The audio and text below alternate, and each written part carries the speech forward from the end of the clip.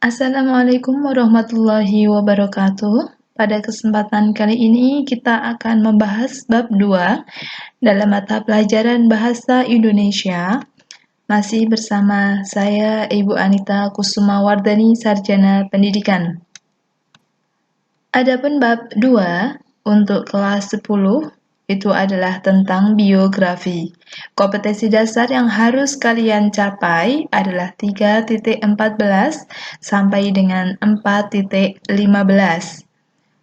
Dari KD 4 ini diharapkan kalian mampu untuk meneladani dari teks biografi, kemudian mampu menganalisis aspek makna dan kebahasaan dalam teks biografi, kemudian mampu mengungkapkan kembali hal-hal yang dapat diteladani dari teks biografi, dan yang terakhir, kalian diharapkan mampu untuk menceritakan kembali isi teks biografi. Baiklah, yang pertama akan Bu Anita kupas secara detail tentang pengertian biografi.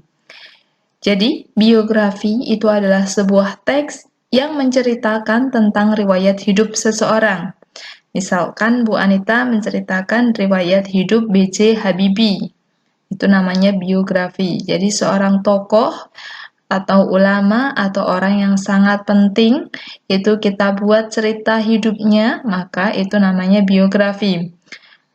Kemudian, kalau autobiografi itu adalah teks yang menceritakan riwayat hidup dirinya sendiri. Jadi misalkan Bu Anita menceritakan tentang perjalanan hidup Bu Anita sendiri, itu namanya autobiografi. Jadi intinya di sini adalah sama-sama menceritakan riwayat hidup atau riwayat perjalanannya.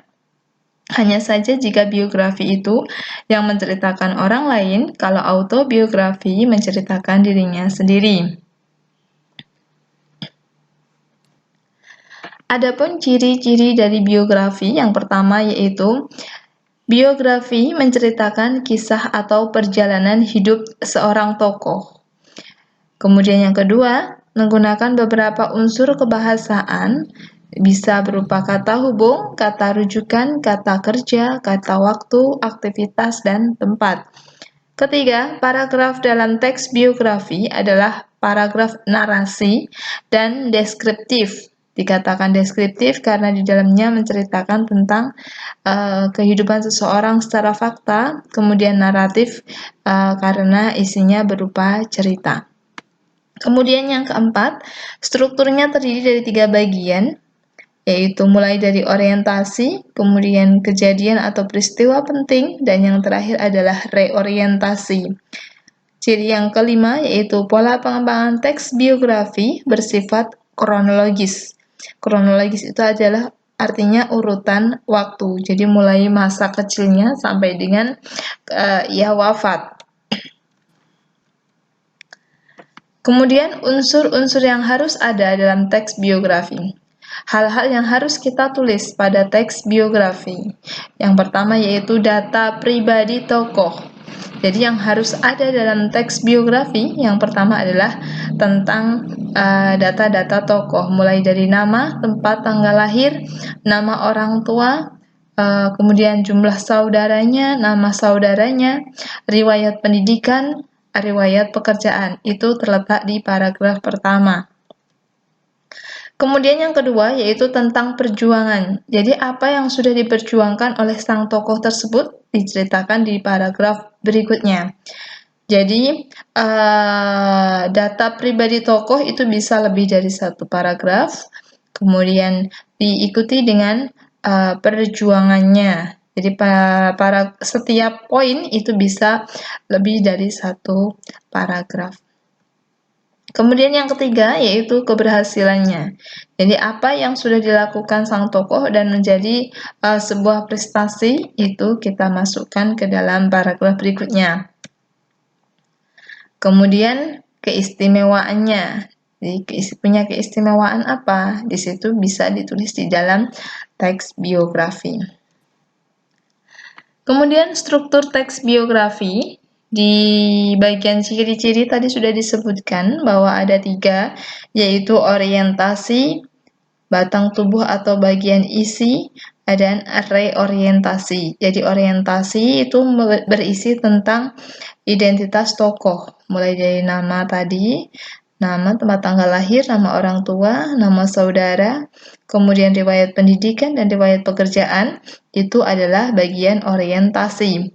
Kemudian yang kedua adalah isi. Isi itu bisa berupa perjalanan hidup sang tokoh yang tadinya manusia biasa, kemudian menjadi orang yang sangat berperan kedudukannya. Misalkan seperti B.J. Habibie, dulu kehidupannya bagaimana, kemudian menjadi orang yang sangat berprestasi karena mampu menciptakan pesawat pertama di Indonesia, kemudian menjadi presiden Indonesia. Nah, itu riwayat kehidupannya sampai ia wafat.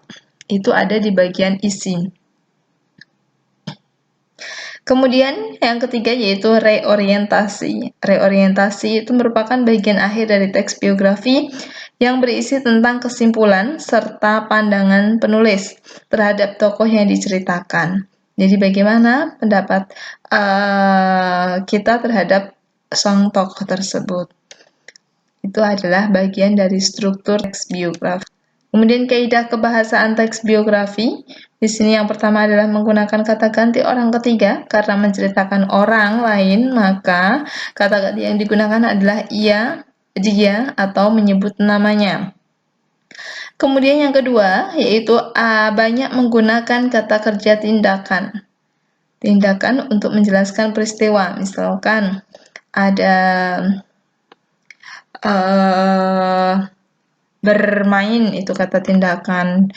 Kemudian bekerja, kata tindakan. Kemudian kaidah yang ketiga, banyak menggunakan kata kerja pasif untuk menjelaskan peristiwa yang dialami. Dan yang terakhir, banyak menggunakan kata sifat. Contoh kata sifat ada rajin, ada jenius, ada ulet, dan sebagainya.